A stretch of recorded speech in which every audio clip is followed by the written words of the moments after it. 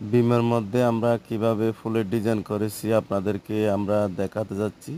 অবশ্যই ছোট্ট একটা ভিডিও, আপনারা শেষ পর্যন্ত দেখুন। অবশেষে যদি আপনাদের ভালো লেগে থাকে অবশ্যই একটা লাইক দিবেন। যাই হোক, আমরা ছোট্ট